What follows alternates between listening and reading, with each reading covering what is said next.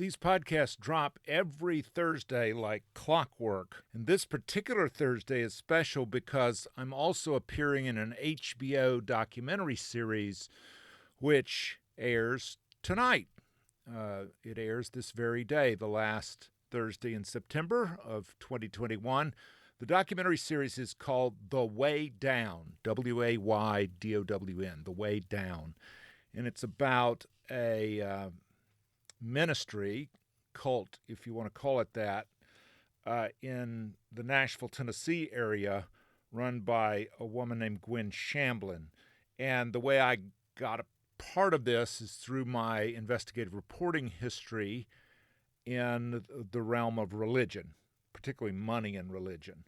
And the person who invited me to be part of her documentary is named Marina Zinovich.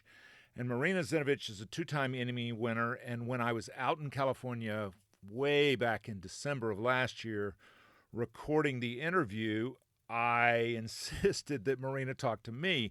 So if you want to hear our conversation, it is episode 53. It was the first one of 2021 on January the 7th, and the title of that is Marina Films Documentaries. And she is wonderful. She is amazing. And we've stayed in touch, and she'll text me back and forth, and she's been working like a mad woman to get this on the air. And, I mean, it's harder than doing just straight-up films, I think, is to do this three-part series. And then HBO already ordered a follow-up for the first quarter of 2022. So doubt I'll be in that part, but I'm in the first part or two. Then I made the trailer in this thing. So The Way Down, HBO Max, get your roommate's passcode or whatever, your sister's passcode. The Way Down, it's called God, Greed, and the Cult of Gwen Shamblin. That is on HBO tonight. For me, it was more about how do I not crumble? How do I not break? How can I be true to this voice that's in my head that's telling me I need to use everything that I've learned to promote kindness and conversation and not promote fear? What is the sound of one man listening? This is Man Listening, a fresh podcast featuring the stories of strong women who bounce back. Man Listening, because every woman deserves to be heard. Hi there, and welcome to Man Listening. I'm Stuart Watson. I've been trying to get Beth Troutman to sit down and talk to me for, I know it's been years. We had lunch in Davidson, which is near where she lives, and then I didn't hear from her, and then I saw her at performance at the Blumenthal, and I texted her, and she said yes. And so this is great. We're sitting outside behind Summit Coffee in Davidson, so you'll hear all the background noises. Beth Troutman went straight from UNC-Chapel Hill to work for the West Wing. No, not the White House, the West Wing, the NBC television program that just racked up more Emmys than you can say grace over. And we talk about that, and that inspired her real-life run for Congress against a man named Robin Hayes, where she got beat, and then Robin Hayes eventually got a federal criminal charge, a felony, having to do with corruption, and we talk about all that. And she and I worked for the same TV station, although at different times. So we talk a lot about life. We talk a lot about her mother, her cancer battle, all the life lessons she learned from it. This was such a privilege. Thank you, Beth Troutman.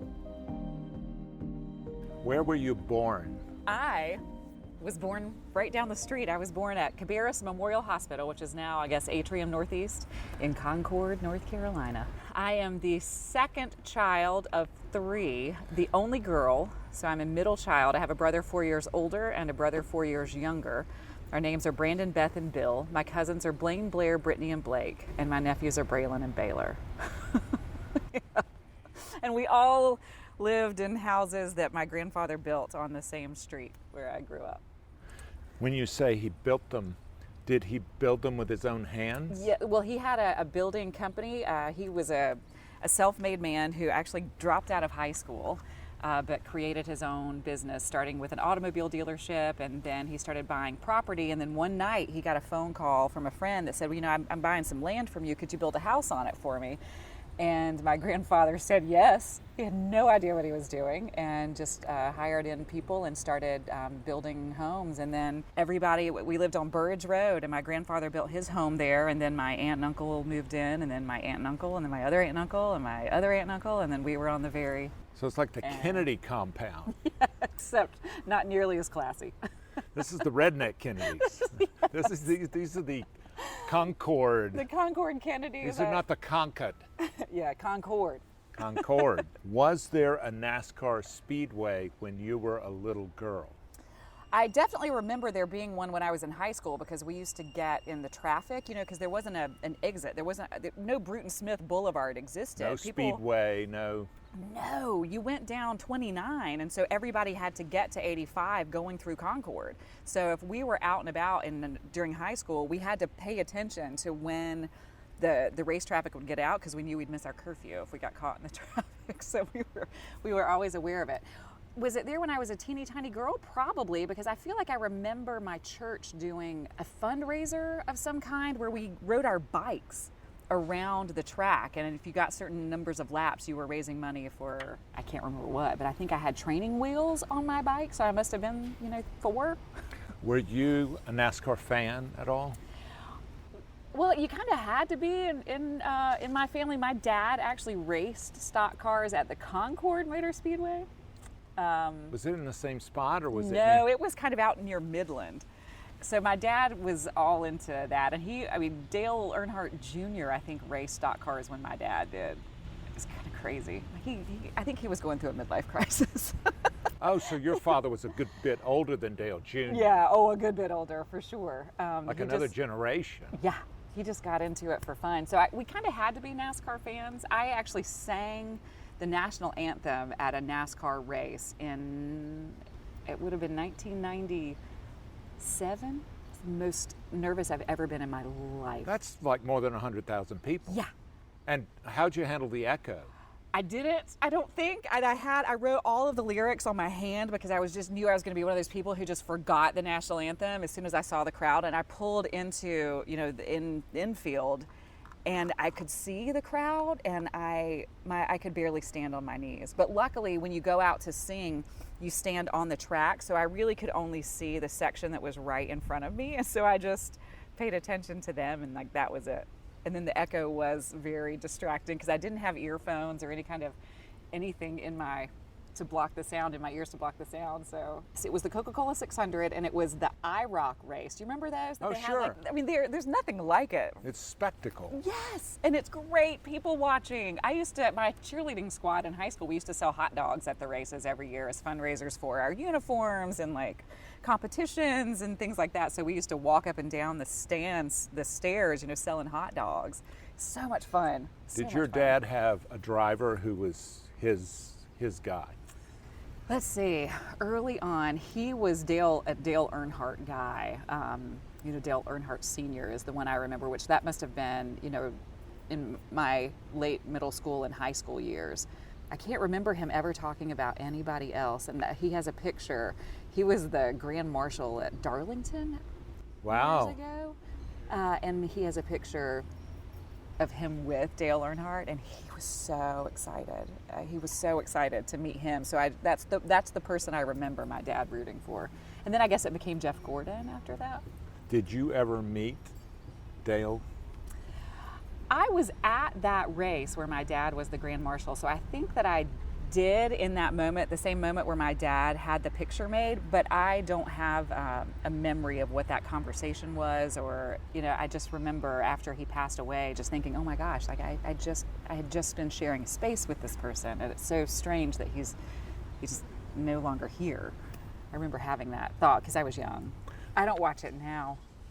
I know my husband worked with Martin Truex for a while, helped his foundation for a while. So I watched when he was winning just because I was like, oh, that's Martin. That's our guy. That's our guy. He's so nice. I think they're pretty down to earth, though. Yes, Sherry Pollux, his longtime girlfriend, has been bravely battling ovarian cancer for many years. For I think 7 years now, 7 or 8 years, and that's how I lost my mother, was from ovarian cancer, and that's how I connected with Sherry. And so she and I have remained really, really close friends because of that common battle. That common. And she's so lovely about how she has approached it with so much bravery, but in the process also trying to help other women and help people live this kind of healthy life and think about battling something like cancer from a 360-degree perspective, not just the medical community, but also through like food and holistic medicines. And it's just a really cool approach that she's taken. And then Martin has a foundation that is all about childhood cancer, and it's just such a cool couple. They're just good people. I honor you for doing that kind of work because, a lot of us have, like, we don't go out and say, oh, well, maybe I'll help little puppies, or maybe I'll, a lot of times these things come to us, like they come at us. They attack our families directly, and we can choose whether or not to become public about, making that a cause. Yeah. I was in a very public job when I lost my mom, and so I kind of had to make it public. I was in the grief process and in the process of losing her while I was first doing a national show, and then when I took the position here at WCNC. And so I just decided that it was just to be raw about it, just to be really honest and let all of the emotions just live. Because I think when you try to push everything down, I think it ends up exploding in another way. It ends up crumbling in another. It breaks you at some point. And people are curious because they feel, especially if you do something like the news, if you're a news anchor, people turn on their TVs and let you into their homes every night, and so they feel like they have a relationship with you. They feel like they know you, even, and they want to be a part of it. They want to grieve with you, or to know, I was off the air for about 6 weeks because I took care of my mother in her final 6 weeks of life, and people wanted to know where I was and why. And so, we made a point to on the show to talk about where I was and why I was there. I cut my hair off and had a wig made out of my hair for her, just did really public things to let people come in on it, especially if other people were dealing with that kind of thing. Have there been times in which you have said, boundaries, people? No, I have always been, I'm always surprised if people recognize me. I turn red really easily, so I always get embarrassed because I'm never expecting to get recognized, and I always start like sweating, and it gets awkward, and I say weird things or something, because I'm just so shocked that somebody has come up to me. Or, it might be that they say, hey, Beth, and then I'm thinking, do I know this person, and should I know this person, and what's their name? And so then I'm sitting there for the first few minutes trying to figure out who they are, and then I realize that it's just someone who had seen a show that I was on or something. I've always been really grateful for that kind of thing, that people would take the time to come up and say hi, or to want to take a picture. Or I just always thought that was just a really lovely, sweet thing. And my face, if anybody is listening to this right now and they have seen me, they'll tell you, yes, oh wow, her face turned blood red. She gets so embarrassed so easily, because oddly, for what I have done in my career, I am an introvert and I don't like attention. So when attention comes my way that I'm not expecting, I get very embarrassed. It's so strange. For purposes of understanding you, what should I know about your mother? What of your mother informs you? Oh my gosh. This might be a long answer. So much of my mother informs me. First off, my mother was hilariously funny. I mean, just such a funny woman, loved to laugh, and laughed the hardest if you were making fun of her. So she taught me really early on to really learn to laugh at myself. And so I'm much like her. If you make fun of me, I will laugh probably harder than anybody else. I also genetically got this thing from her where if we laugh too hard, we might tinkle on ourselves a little bit. That happens. And then you can laugh more. And then we laugh more. My nickname was Puddles in high school, and I'm not embarrassed to say it. Oh my God. she grew up in this area. My whole family is from this area. My mom grew up in Matthews. My dad grew up in Concord. And I think she always grew up wanting to be the cheerleader and wanting to be the beauty queen and wanting to be all of these things that she saw her friends doing. So when she had a daughter, she very much wanted me to be those things. I think that's what we do as parents, right? We want for our children what we didn't have. So my parents started me off really early in the beauty pageant world, which then informed me in a completely different way than it did her. I ended up kind of, as a teenager, in that world of literally being judged by a panel of people for all of the things that aren't supposed to matter, right? Physical appearance, weight, how you're walking across a stage, these very subjective things. I developed a pretty serious eating disorder in my teens, but then when I went to Carolina, I ended up in a women's studies class by chance because I couldn't get the elective that I was trying to get. It was full, so I ended up in this class called Sex and Gender and Society. How did you survive the eating disorder? How were you able to heal? So it was through getting a women's studies degree. It was that first day that I was in this gender studies class, I read a Gloria Steinem article called If Men Could Menstruate, and I thought it was awesome.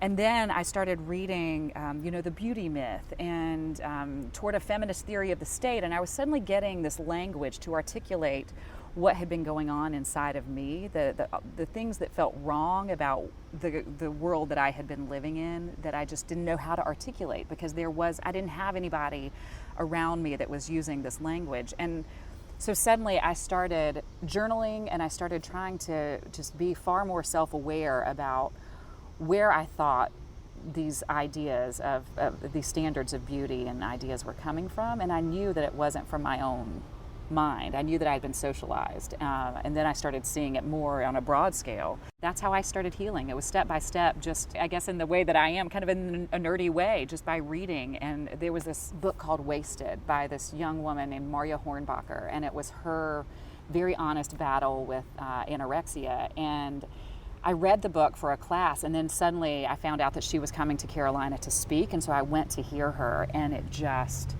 shattered everything that was in my head, and it really helped me see how wrong I was, in focusing any time and attention. And a lot of mine had to do with control because I had all of these outward forces controlling me. I was in weight training classes very early, and people measuring my thighs and getting a score based on how I walked around in a swimsuit starting around the age of 15, which when you really think about that you're not even fully developed yet. So it was really through books and through teachers and through changing my perspective that it helped me, and that's how I got over it on my own.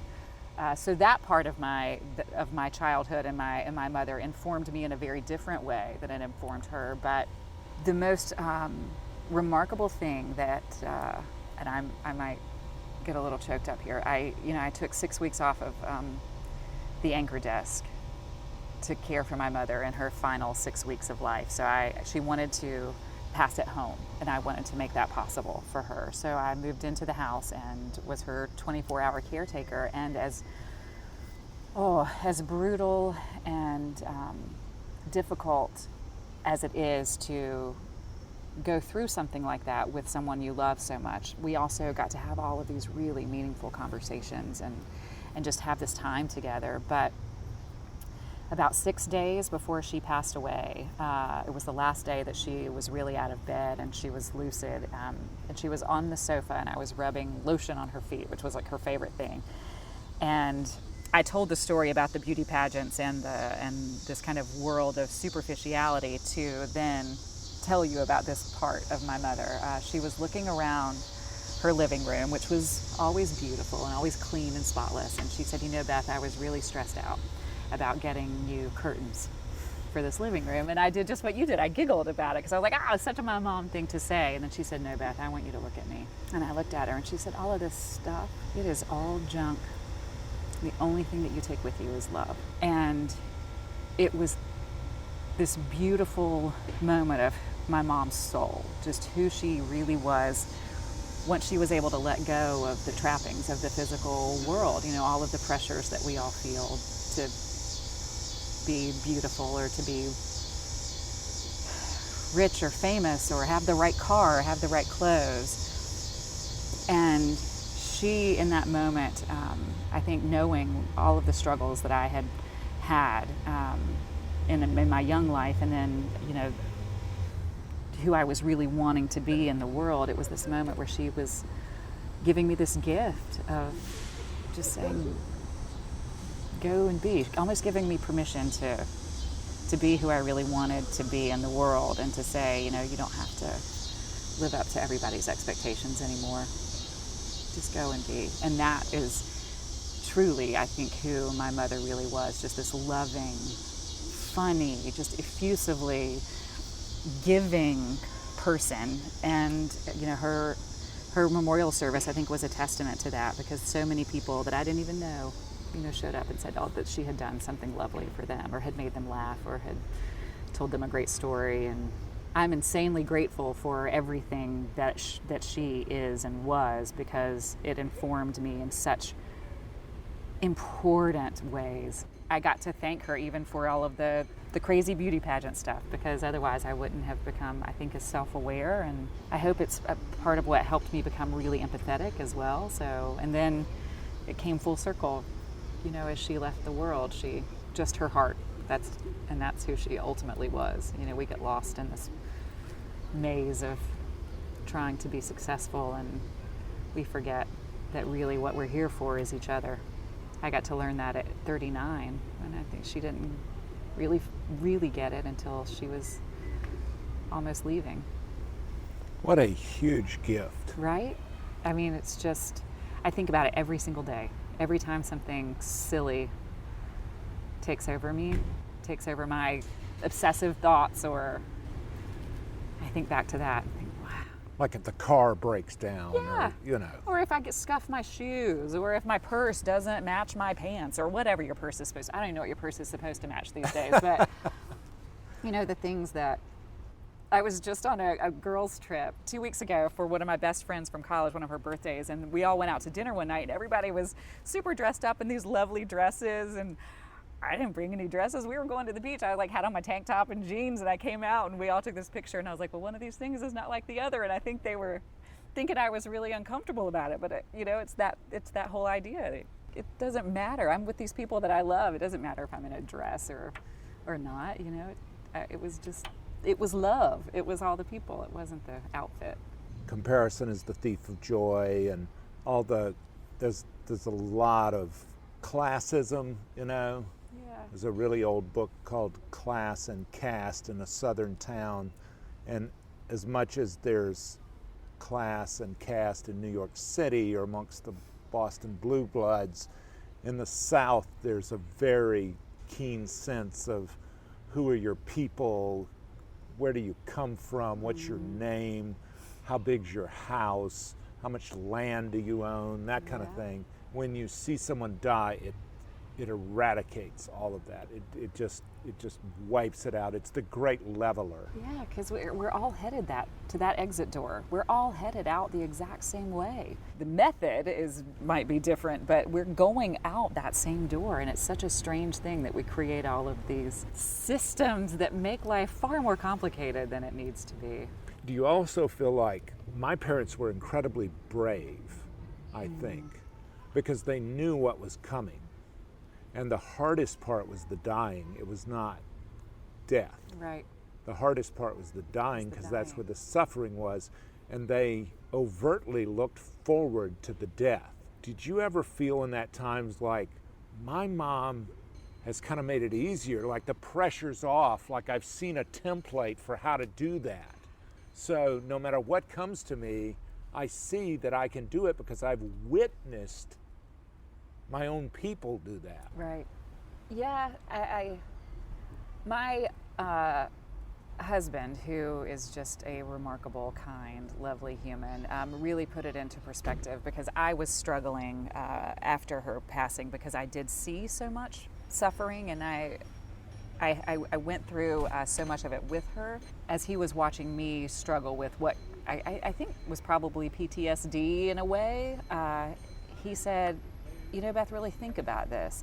think about the 68 years that she was on the planet and how healthy and fun she was and how much she did and how strong and powerful she was. And ultimately, even though she battled ovarian cancer for 5 years, she was amazing during, 4 years and 11 and a half months of it, where you would never even know that she had cancer. And he said in the course of the 68-year life, that 6-week period was such a small period of time in that 68-year life. So the suffering wasn't as long as it probably feels to you right now. Like, she had this beautiful life, and that was a very quick, it did not feel quick in that 6-week period, but it was ultimately, not a lot of suffering.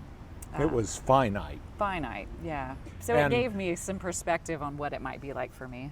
And it did and did not define her. I mean, her courage in that is one of her defining characteristics, but cancer didn't define her at correct. all. Right.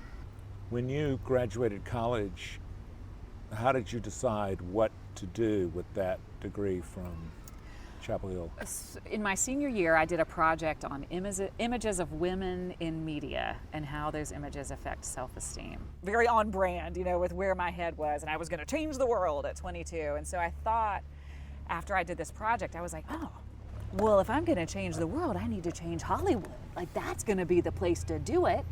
And in my last semester at Carolina, The West Wing launched. We had its first season, and I started watching it, and I thought it was brilliant. Allison Janney was such a cool character, and she was smart, and she wasn't, this classic beauty. She was this very interesting looking woman, and Stockard Channing as the first lady, and I thought the writing of these powerful female characters, I was like, all right, if I'm gonna change Hollywood, I need to learn from these guys. Like, they're super smart. And I remember watching the season finale, the who's been hit after the assassination attempt, having no idea that I was going to be reading the script of Who Has Been Hit a month and a half later. But I got my degree and I packed up a U-Haul and I drove to LA, and it didn't actually occur to me to apply for the job at the West Wing until I got there. I had thought that's where I'm going to go and I'm going to work for that show, but I didn't apply beforehand. And I think maybe if I had, I might not have moved. I don't know. But I got to LA and I checked into the Hollywood Ramada, and I bought a fax machine at Staples, and NBC at the time had an automated menu, and you could get the numbers for the production offices of the NBC shows. And I got the production office number for the West Wing, and I called and I said, hey, I really want to work for your show. Are you guys looking for production assistants? And the young man, who I later learned was an intern, happened to say, yes, I think they are hiring. Fax your resume to this person, and here's the number. And I faxed my resume, and the woman who was hiring happened to be standing at the fax machine when my resume came through. And she noticed my resume. She told me later, because I had no grammatical errors in my cover letter, so yay, Carolina. And that was how I decided to use my women's studies degree. I also had a degree in political science, so the West Wing job fit really well with that. And Are you a kismet person? Are you a synchronicity person? Are you a fate person? Are you a God's will person? Are you a I did it, I forced my will on the universe? Where are you on the woman standing beside the machine? Oh, so for a really long time, I was the never have a plan B because you'll use it person, and because I didn't have a plan B, it just worked, is where I landed. But I think there's a level of fate to it. There's a level of some kind of destiny there. I don't know. I grew up in church, so I certainly believe that God has a hand in things. I don't know if he necessarily cared or not whether I worked for a TV show, but I think that there was something super lucky about that, because I later learned that people go to LA and the city eats them up. And I had been there for 6 days when I got an interview at the West Wing, and 3 days later I got a job on that show. So I was only there for less than 2 weeks, I guess, before I started working. Well, I don't know that it's so much a particular movie or TV show or whatever as it is I'm supposed to be with these people to learn these lessons and I think this kind of a thing, and these crazy ass coincidences occur that are just astronomically impossible. I've often wondered who does logistics for God, because that must be like the worst job, to make all of this stuff work out for all of these billions of people. There were definitely people I was supposed to meet and things I was supposed to learn. Absolutely. Like who or what? Everybody. That Aaron Sorkin, for one, who was the creator writer of the show. Learning from a mind like that. And then the boss that I after my first season, I was a production assistant, and then I started working for one of the producer directors. And because I was his right-hand man, I was Who was that? Alex Graves was his name. He was. Well, I've listened to West Wing Weekly again and again and again, and I develop a whole new. That was one hell of a podcast. Yes. Just one hell of a podcast. Yes. And that Josh show, Molina is such a cool dude. I mean, you can rack up any given episode of that show, and it was just relevant. Mm-hmm. And that was always by chance. I mean, sometimes we'd film an episode, and before it ever aired on NBC, something would happen that made the episode more relevant. So people started saying, like, does he have a crystal ball? Does Aaron know what's coming? It just would be by chance. And even him saying that Matt Santos was basically based on Obama, that it was, this is a Latino version of a black man running for president. And they just that whole staff, that was probably a Kismet thing to, because we all have kept in touch. I was just at a wedding right before COVID hit for a young woman who was our assistant coordinator, and her now husband was one of our assistant directors, and a couple of the other assistant directors were there, and some of the producers, one of the actors. And as soon as we saw each other, we were all like, we've never had another experience that's been this amazing, because just the whole group, the cast, the crew, just the whole group, it was just such a beautifully fit together group of people. And a bunch of those guys did A Few Good Men on Broadway. Yes, and Aaron created. But I mean, a bunch of and he created it, and a bunch of the guys did the roles. With Josh Molina, the trivia for and Josh. Bradley Whitford. Oh, and Bradley Whitford is so great, such a cool human. He actually, when I ran for Congress, he is the man who named my committee, because when they found out that I was going to run for the U.S. House, I went down to the set the day that all of this happened, and Bradley Whitford wrote a check for me for $1,500, and he made it out to Beth Troutman for Congress, because that was how much it was going to cost for me to file. And he knew that I was an assistant on a TV show and made absolutely no money. So he basically named my committee, because I had to open my committee so that I could cash the check.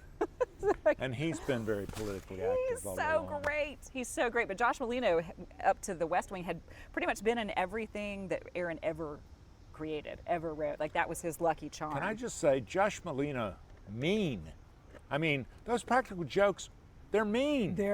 And he's very much that guy. He's just funny and just fun and just energetic, and I love to watch he and Bradley Whitford have Twitter battles, online. It's so cool that they still have maintained and those they're both friendships. Crazy talented. Talented. Every single person on that show was so talented. But Aaron Sorkin, out of this world talented. Oh, and his mind is just quick. It's just quick. I mean, I was just thinking, we just had the 20-year anniversary of 9/11, and I worked for the West Wing when 9/11 happened, and I remember just. Where were you? It was early in the morning for us on the West Coast, so I was still in bed, because the first plane hit right before 6 o'clock in the morning.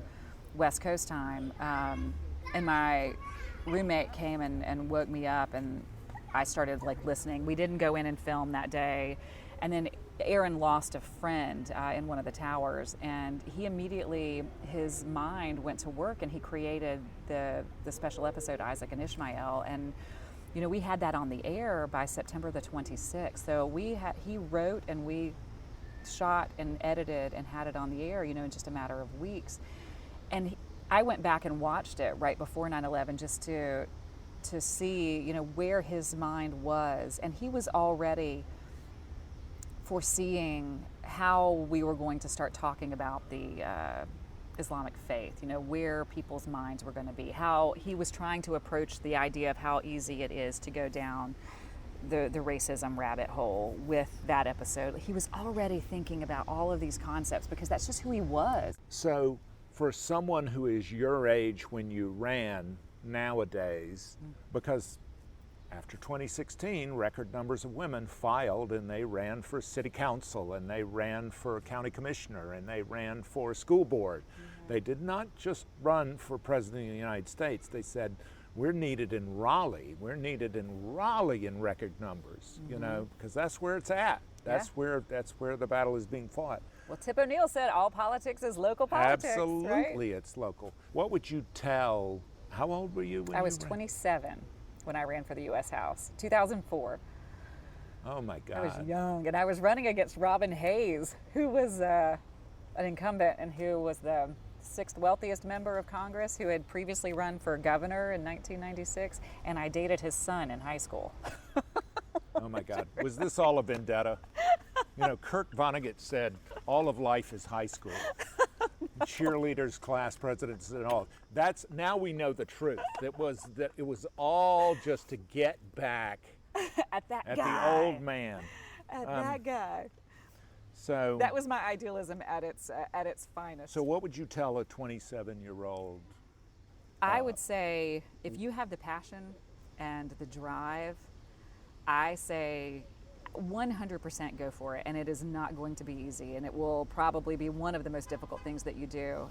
My biggest piece of advice would be to stay true to yourself and your ideas, because there will be a lot of people who come in to tell you that you need to campaign a certain way, to speak a certain way, to speak in sound bites. I had a lot of consultants who came in and scared me, quite frankly. And at 27, I thought maybe they knew better than I did, because they had been working in the industry, quote unquote, for all of these years, and that they probably knew something that I didn't know. And if I could go back and do it again, I would have said all of the things that I wanted to say. And I would have shot the commercial that they told me wasn't a good commercial for my campaign. What was that? What would it have? I have a sense of humor, and I like to make fun of myself. And at the time, there was a commercial out, and I think it was for Hemis in a Ford truck or something, and these two guys pulled up, at a stoplight, and they started talking to each other and like, what's under your hood? And the guy looks at him and says, you bet to find out, and he speeds off because it's a Hemi, right? So I wanted to do this commercial where two men pulled up in a truck at a stoplight, and they rolled down their windows and they said, who you voting for Congress? And the guy looks at him and says, you bet to find out, and pulls off, and you zoom in on a Beth Troutman for Congress bumper sticker. That's funny. Right? And it's memorable. And instead, they had me like walking in front of a cow pasture, saying like, I'm for jobs. And of course I was for jobs. Like all of the basic things that everybody who runs for office is for. Pointless. The commercial was pointless, but I thought that maybe they knew better, and here I was raising very, as much money as I possibly could, and didn't have a lot of money to spend on commercials. And I think that one would have been way cheaper. Super memorable.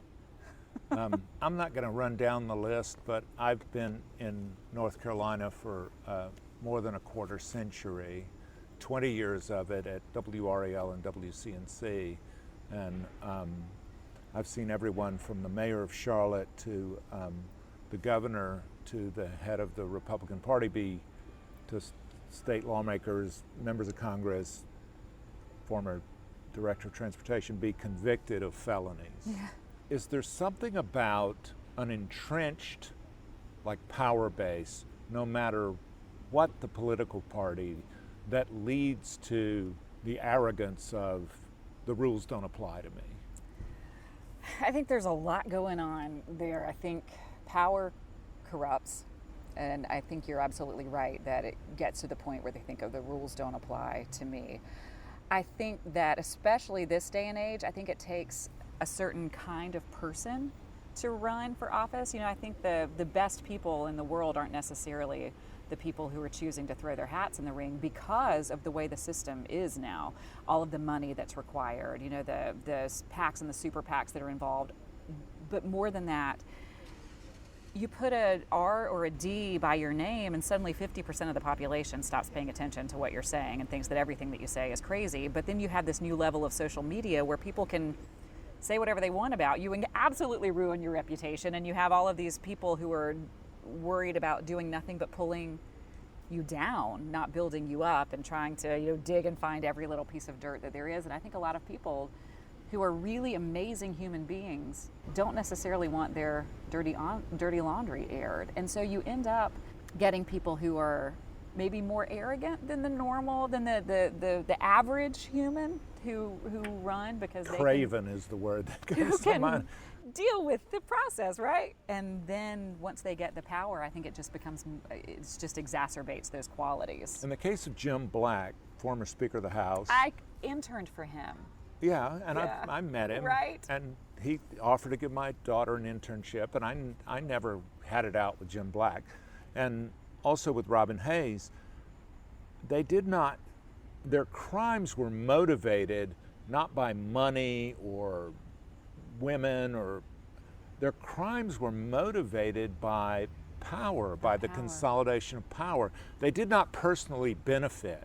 The satchel of money that I think Jim Black took in the bathroom of an IHOP, yep. It wasn't for him. It was not for him. And right, and with Robin Hayes with the insurance. It was because he wanted the power broker. And Robin Hayes, he's taken cash to play games. He's taken cash to place, to tip the scales in a damn insurance commissioner race. What the hell are you doing? And then got a pardon from President Trump right at the very end.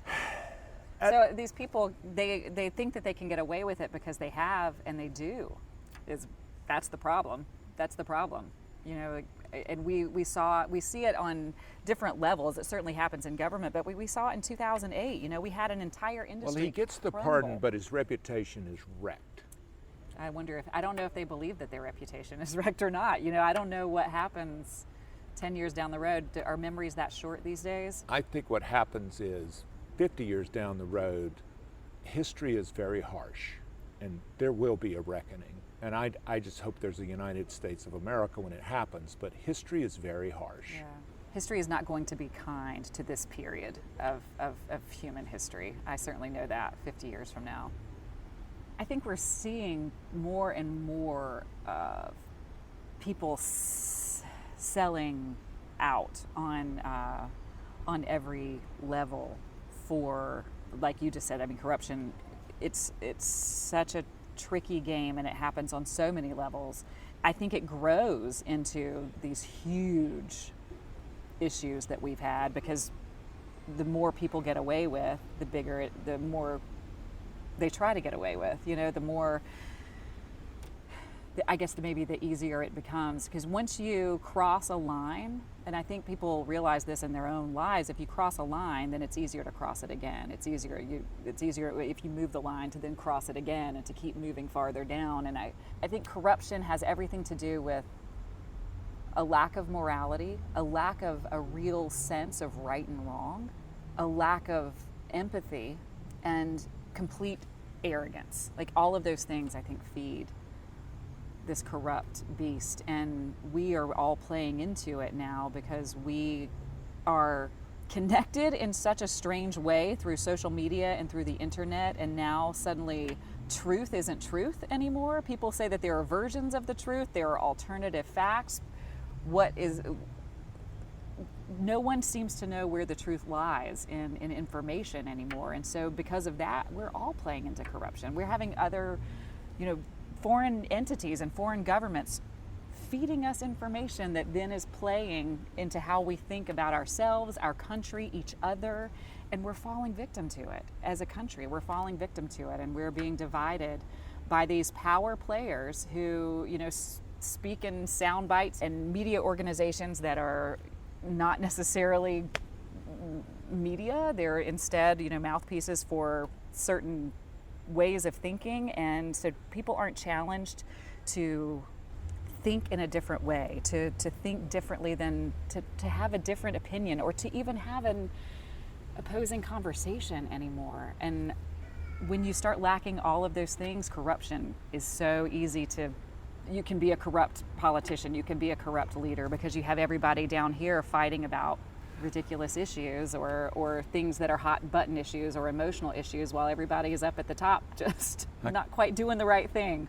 I just got into it with a person who I love dearly. I said, who do you think cheers when you and I are at each other's throats over this? I said, it is our enemies. Right. And I said, we've lost our humanity in this. Have you not heard the word agitprop? You know, it's agitation propaganda. It's designed to get you spun up. Mm-hmm. Like the whole purpose is to get you spun up. And politicians and their consultants know these things now, and they know what issues will get people spinning, and they know what it will get them to the polls.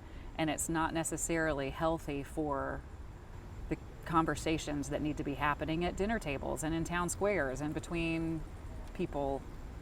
I always ask the question, you know, of even during this pandemic, I always ask the question, what would Jesus do? You know, when I hear people debating masks, whether or not to wear masks, I think about Jesus, this human Son of God who was willing to hang on a cross with a crown of thorns in order to help us, to save us from ourselves. Like, I don't think he'd have a problem with a little mask, you know, just to save his fellow man or to help keep his fellow man. What he said about government was render unto Caesar what is Caesar's, you know, and render unto God what is God's. And that didn't mean give it to the Pharisees. Right. That meant if the tax man says the tax is his, it's just money. He's not asking your allegiance. Right. It's just money. It's not going to last anyway. And it's my job, I think, to make sure that my fellow man is taken care of. I think that that's my job on this planet, and it doesn't seem to be the way that people are thinking about, especially this pandemic. We're not thinking about each other enough, I think, sometimes. So how do you take Beth time and protect your mental health in a time where the world's going crazy? I mean, how do you still keep a smile? How do you still...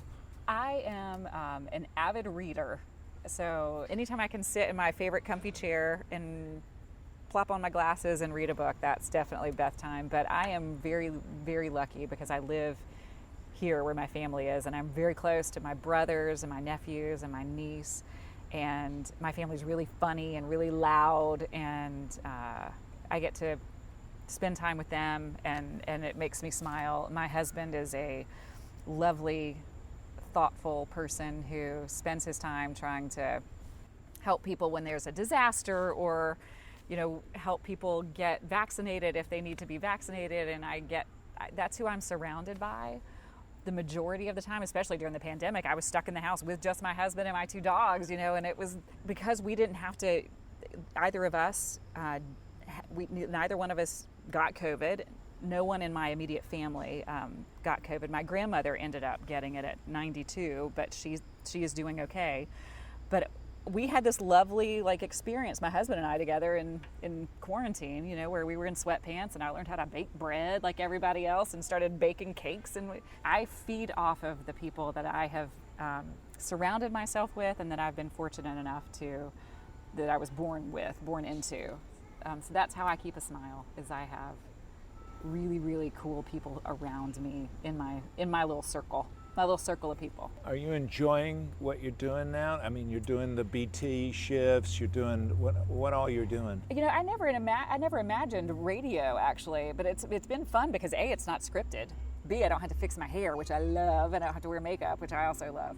It's been interesting. You know, COVID brought the work that I was doing post my anchor job to a halt because I was traveling to shoot documentaries. I actually got back from Pakistan right before the world shut down. And I spent the time during COVID going through the edit process of that Pakistan documentary and writing it and just kind of taking my time with it. And the idea was it was supposed to be the pilot episode of a documentary series that was going to be shot in different countries all over the world. And I still can't do it at this point. So it kind of brought the kind of work I was moving toward, it brought it all to a halt. And I thought things were changing this summer, and that's when we started going to the networks like Netflix and Amazon with the pilot episode. And then the Delta variant came around, and traveling to all of the places that we needed to travel and to be able to shoot became something that was kind of impossible. And so I just in the last kind of 2 months, I've been battling the heartbreak of that, of where I wanted the work I was doing to go, because the work that I was trying to do was to help promote this idea that we're all the same, that we're all human. It doesn't matter if we live in Pakistan or Romania or Rwanda, that we all are human trying to get through this experience that is life. To not be able to do that work right now, and then to be kind of held back from doing it by what's currently going on, has been really difficult. Just from a human perspective, to be a witness to the division and the hatred and the vitriol after being kind of in this place where the work that I was doing was trying to be filled with so much love and kindness, and to see those two things juxtaposed against each other, and then it's been heartbreaking. So right now everything is shifting. I'm kind of in this new phase of what does Act 2 look like, because it's not quite looking the way that I thought it was going to look. And it's, because we're in a global pandemic, and I think that that's probably what a lot of people have been going through, is like, what does this next phase look like? So everything has actually shifted, and I'm now for the first time starting to recreate yet again. Like, just try to redo it again and see what I think might be interesting and doable in this current period in history. I'm repressing a little jealousy that it seems like your mission comes to you. Like, you don't have to, like, it becomes, there's such a clarity in you about these things come to you that, oh, this is what I'm supposed to do. Oh, well, you're sweet to say that. I don't know that it feels that way to me. I think everything has felt like a bit of a struggle. Everything has felt complicated and filled with really difficult decisions. Just even the decision of leaving WCNC back in 2017. Everyone around me told me that I was absolutely crazy. That people work their entire lives to be an anchor, and especially an anchor in my hometown. I was not at all looking the gift horse in the mouth. I was grieving, and I was going through all of these things that I learned from my mother's death and from my last conversations with my mother, and then trying to see how I wanted to shift that into what kind of legacy I wanted to leave. What kind of force did I really want to be in the world? And so all of that just, in the process, felt like such a heartbreaking struggle, because I never wanted to make anyone angry or make anyone feel like I was leaving them high and dry, or I never wanted people to feel like I thought that I deserved more, because those were never anything that never ever entered my brain. For me, it was more about, how do I not crumble? How do I not break? How can I be true to this voice that's in my head that's telling me I need to use everything that I've learned to promote kindness and conversation and not promote fear. How can I do these things? And at the time, it just didn't feel like being a news anchor was the best way for me to do it. It just didn't work in my soul. It didn't work. So that felt like a huge struggle for me. So it's weird to think that it didn't just come. It felt like a really, really hard decision. Well, and the industry that we were in, I mean, it feeds the ego, right? I mean, you are on television. Your voice is powerful. You're telling stories. You are, all of those things are happening. So it's hard to keep your ego at bay. It's very difficult for those things for the soul and the ego to coexist. I just dealt with that issue with somebody within the industry. Their ego just is getting in the way of what could be really, really great work. And to see those things happen, it is unbelievably heartbreaking. You are so lucky in that you got to have this new experience. I got banged on through loss and grief and knocked up against a lot of rocks. I always say to people, just if there's a part of you that feels like jumping, jump. The parachute will open, I promise, but you're gonna hit a bunch of rocks and like there's sticks and twigs along the way. And you got them in a different way. And then you jumped and your parachute opened. I've heard some spiritual people say, leap and the net will appear. Yeah, and it does. And it is terrifying because I've done it more than once. I have done it, I did it when I left the West Wing to run for Congress. I did it whenever I lost the congressional race and suddenly, cold called. That's gotta suck. It is not fun to lose. I will tell you, it's not fun. It's like a prize fighter. You just beat down. It's just like, When you're exhausted at the end of it too. And then you have to call your, opponent and, tell them congratulations. The thing that was the funniest about my end to my race, we had the big party where everybody had the Beth Troutman for Congress signs, and we had barbecue and food, and all the numbers started coming in. And at first I was actually winning because Mecklenburg County came in first, and I won Mecklenburg County with 62% of the vote. But then the more rural counties, I was the first woman to ever run in District 8. So the more rural counties they were I think maybe a little more nervous about the young female, and they were far more Republican counties. Anyway, I started losing. And what they don't tell you is that when you start losing, people just leave. They don't stay. They're not still at the party. So when I got up to actually make my concession speech at the podium, I looked out and said, Mom, Dad, thanks for your support. Because they were the only ones left. They were the only two people sitting there. Literally the only two? Literally. It was 2:00 in the morning.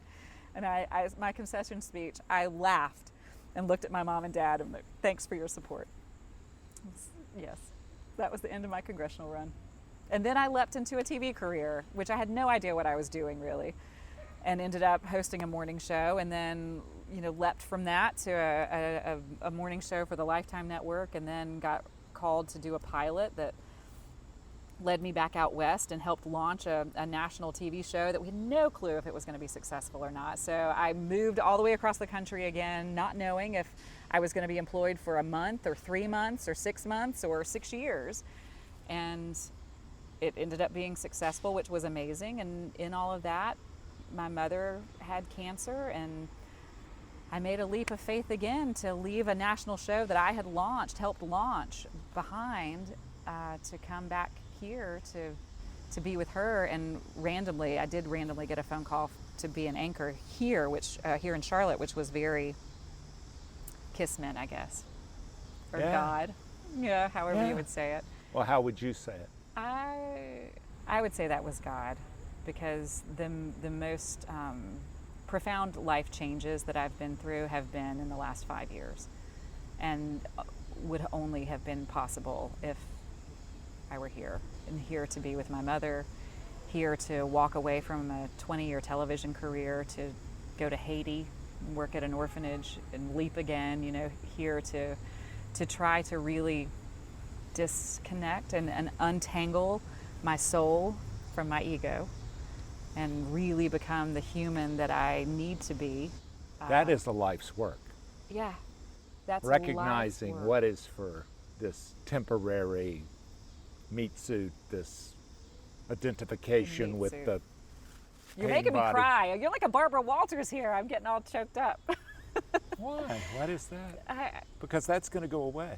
I think just the recognizing having another soul recognize the work, recognizing how tough it is and how necessary, because sometimes when you take risks to try to live a life of meaning and purpose, you get a lot of pushback from people, and you get a lot of I don't know, maybe that's everyone else's fear maybe coming at you, but it's nice to see a soul's recognition of another soul. There's something about that's making me tear up. I don't know what you're doing to me. If we get struck by lightning right now, and the only thing that survives is this little piece of audio, what is your legacy?